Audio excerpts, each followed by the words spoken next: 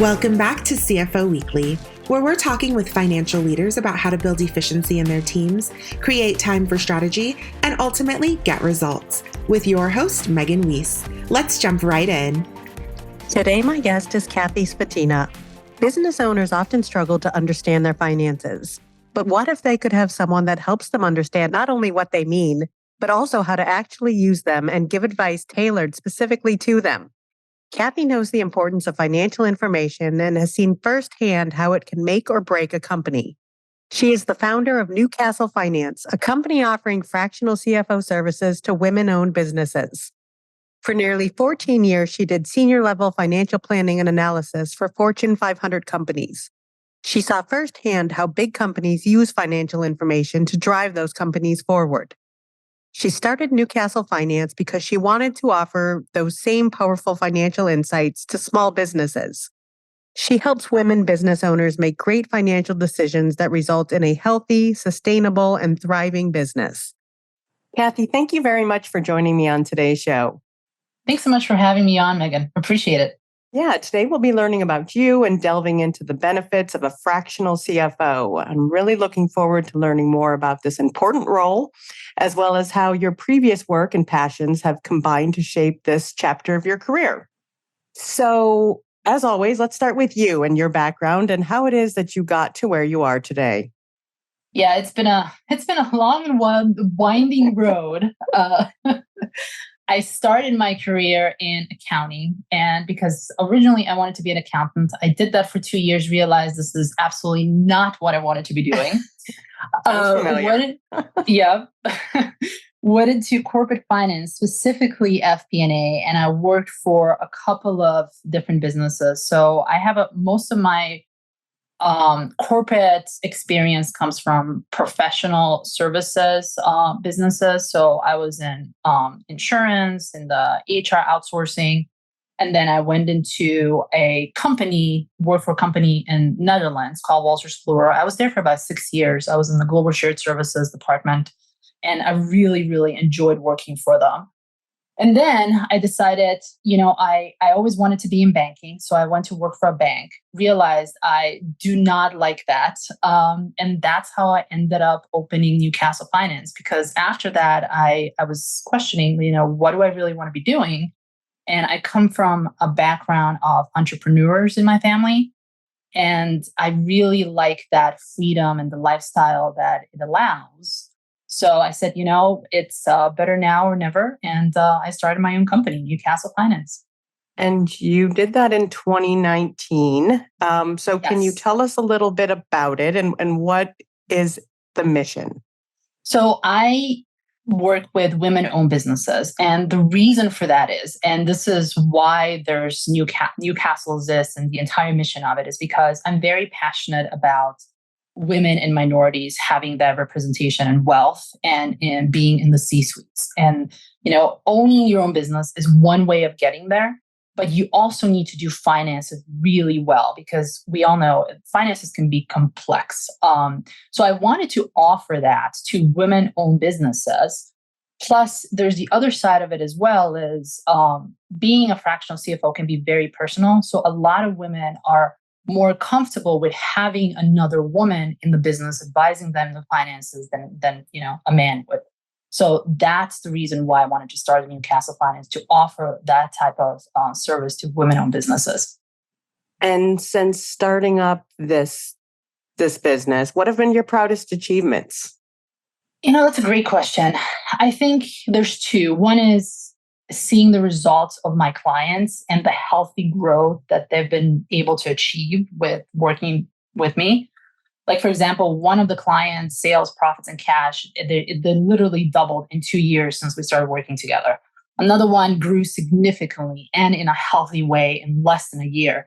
But I think the other part of that too is personally that I have grown significantly as a finance professional.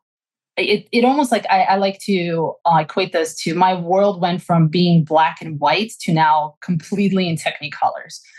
Sales right now to me, it's not just a number in a spreadsheet, or marketing is just not another expense. I actually know and have direct experience how to influence that number. So that really makes me such better finance professional than it would ever would be if I just stayed in the corporate world. And you started this up in 2019. Was it early 2019 or late 2019? Either way, talk to me about like having started up your own business and then going through the last 2.5 or 3 years. Yeah, so I started this at the beginning of 2019. I believe it was about in March. And, I'm really good with finances, but owning a business, there's a lot of other things that you also have to be good at. So you have to be good at sales. You have to be good at marketing. You have to figure out how your operations are going to look like. And, it's been 3 years, almost 3.5, 4 years that I've been doing this. And it's been such a significant growth. Originally, I started working with very, very small businesses, like under $1 million. And then I realized that's not really where I want to be spending my time in. That's not really where my expertise in. I want to be working with businesses that are really on the high end of growth. And they're between $1 million and 10. Obviously, women-owned businesses, because that's when they really start to need that financial structure. And they need that financial structure in place. Which I have experience with.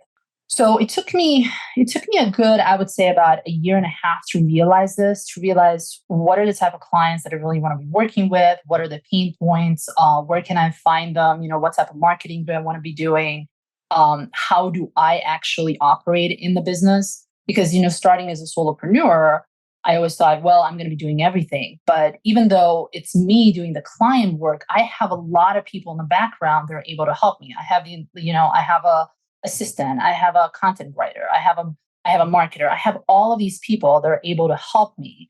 So realizing that and going through that transition period was originally, very, very painful. But as the business grew, I was able to mature more as a, provider as well. So it's been an interesting journey. Yeah, I'm sure being an entrepreneur yourself gives you a real appreciation for what it is your clients are trying to do. Oh yeah, for sure. Absolutely. So talk to us about the benefits of a fractional CFO. So it really depends on what the business is trying to achieve. So some of the businesses, if they're in the startup phase, if they want to get funding, it's important that they do have someone that helps them with the financial models, with advice, how to get the investors. So that's one side of it. I don't deal with the startups because it's just not something that I enjoy. I deal with the businesses they're already more mature on the revenue side. They need to have I call them these post revenue businesses. So a lot of these are very focused on compliance and taxes. And, we all know taxes, obviously, part of life or part of business, but that's not the reason why we do finances. And having a fractional CFO is very beneficial to a business that is growing because now you have someone to help you navigate a lot of business decisions. How are we going to grow? Obviously, in a healthy way. Do we need to hire more people? When do we hire these people? How are we going to pay them? What do we need to invest the money in? The businesses that I've worked with, for example, they have a lot of cash in the bank. And you would think that's not a problem, but it becomes a source of anxiety is because now you have this cash in the bank. What are you going to do with it? How are you going to use the resources that you have? Not just the cash resources, but also the human resources. You might have a lot of people in the business. Like, how are we going to use that? So, and the other piece is that, running a business can be a very lonely place. And if you have a CFO, you have someone to talk to. It's a safe place for you to talk about, business issues that you have, and they become a great co-pilot for the business. Yeah, it's hard for me to imagine a business functioning without a CFO at any level. Yeah, it's hard. It's very hard. So at what point would you recommend switching from a fractional CFO to a full-time CFO for like a growing business?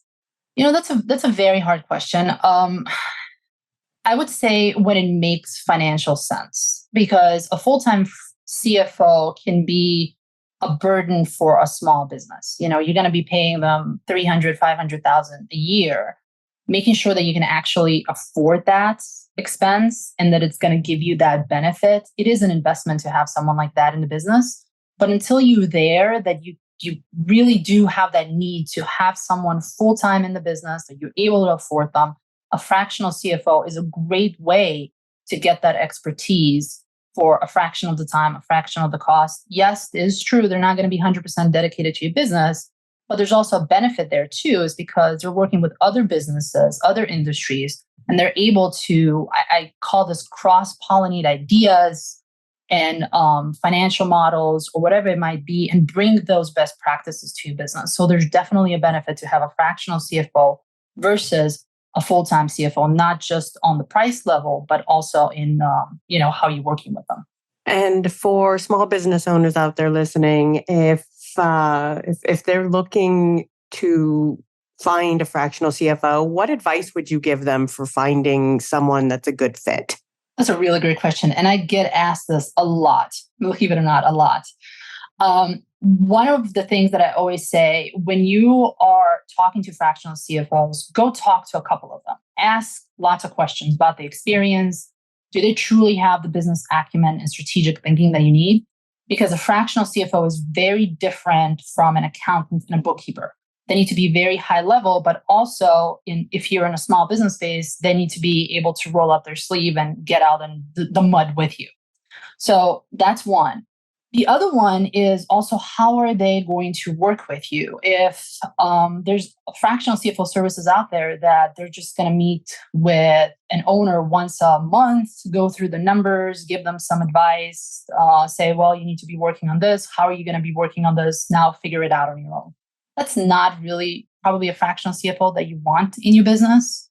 Fractional CFO that's in your business, that understands your business, understands your business model, is able to give you suggestions, also introduce you to people that you need in the business. Like, for example, when I go into the business, I also look at, do we need to hire someone for sales? Do we need to hire someone for marketing, for operations, or whatever it is? So I need to be able to see what is happening in the business. And just having a meeting once a month, that's just not enough. And the third point that I like to make too is personality is important as well. Do you jive with that person? Because you're going to be spending probably a lot of time with them, and they're going to be with you. They're going to have a lot of the information about your finances, probably about your personal finances as well, especially in the small business space, because those two are very relate to each other. So have someone that you are comfortable with working and being open with. And I'm just curious, if there was a client out there that wanted to pay you just for 8 hours a week or a month, would you take that client on, or? No. So my fractional CFO service, I'm a boutique service. I do not work on just hourly basis. I am in the business. And for me to be able to really understand the client, help them, I have to be able to work with them all around on a monthly basis. So that's the reason why I don't do hourly type of engagements. I do monthly engagements. So you can think of it as a retainer, but really they're the monthly support. That's how I call them. Is because it might be that I need to jump on a call with their salesperson. I need to jump on a call with their operational person, or we need to have a meeting with an accountant. And I don't ever want to be in a position when a client is thinking about, oh, I got to call Kathy. How much is that going to cost me? And that's just not a good place to be for the client or for myself.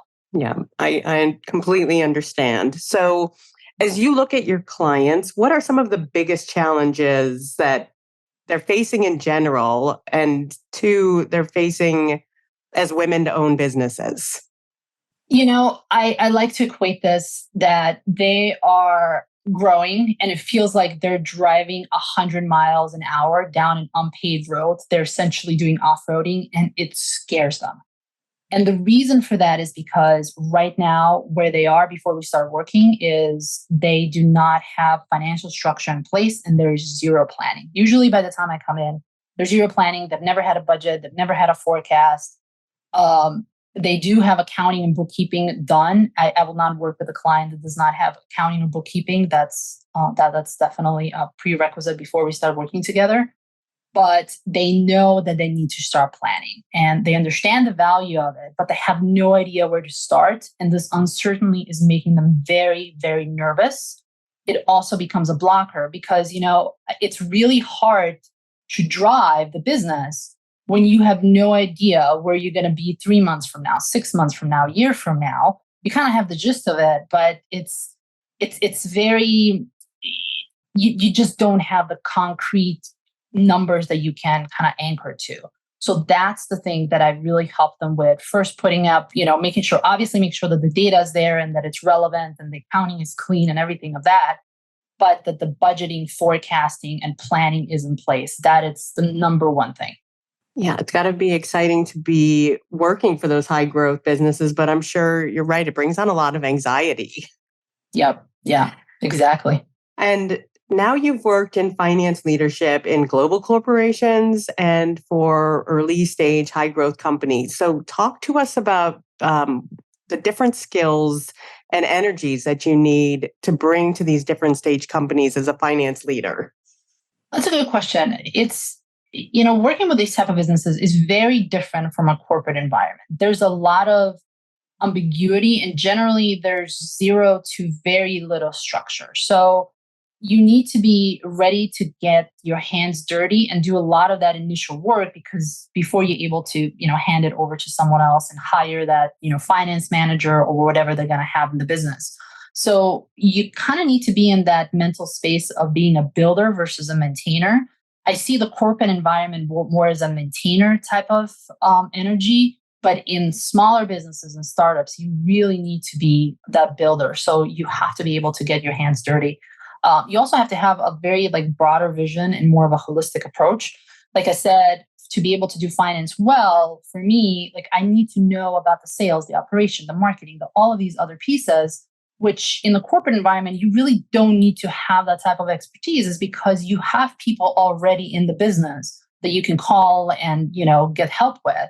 Here, you have to be more attuned to what's happening in the business because if you're not able to spot it, it's really maybe the owner's not able to spot it. So how are you going to be able to see those potential issues down the road?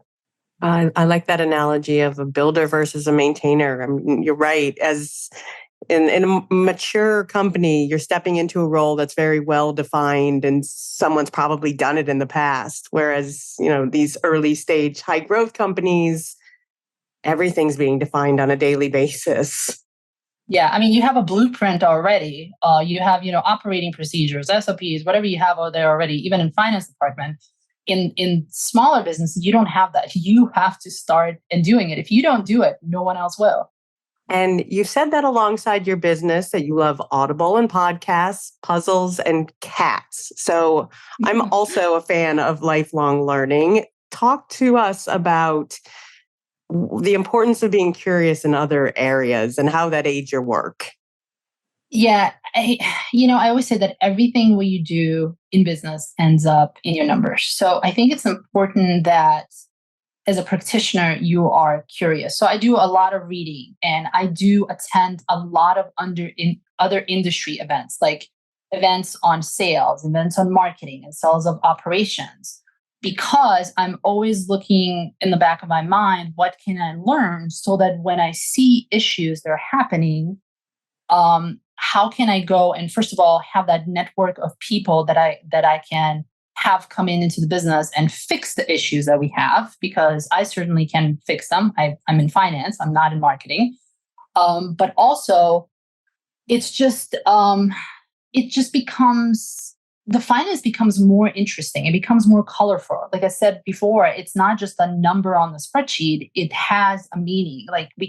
There are deeper discussions that you can have with these people in other industries is because you have, as I would like to say, just enough knowledge to be dangerous.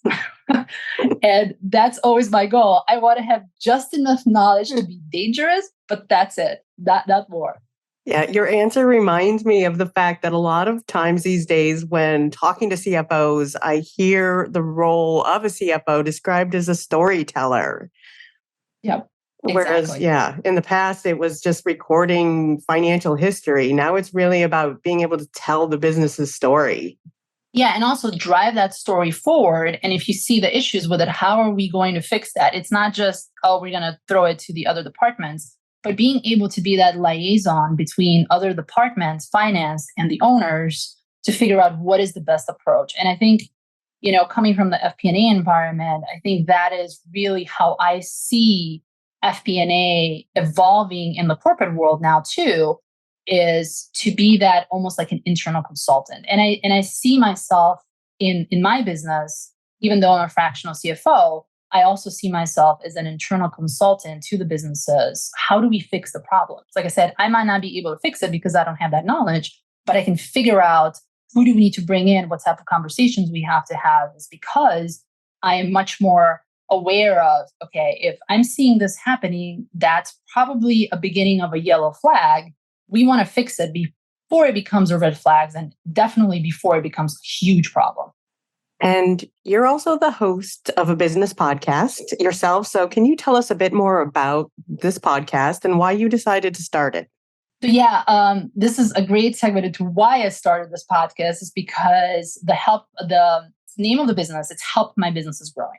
And that's exactly the reason why I started this podcast, is because when I'm talking with the clients, they tell me, oh, I have, there's issues that I have in my business, or I see that they have issues.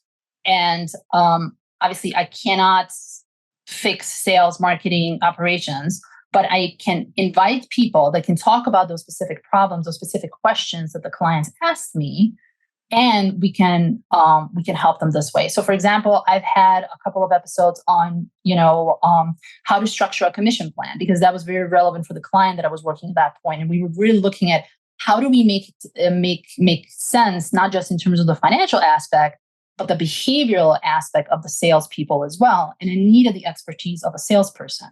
The other topic, for example, is how do you build an HR structure if you don't have one? And there could be also topics like, just simple things. How do you have one-on-one meetings? We have a 40-minute episode on just how do you run a one-on-one meeting, or how do you have team meetings, effective team meetings? So these are all specific questions that I'm hearing for clients. And that's why I said, if my clients are having these type of questions, the chances are that probably other businesses are having these type of questions. Why wouldn't we just create a platform when more than just one person can benefit? So that's how this podcast was started. Yeah, that was a great idea.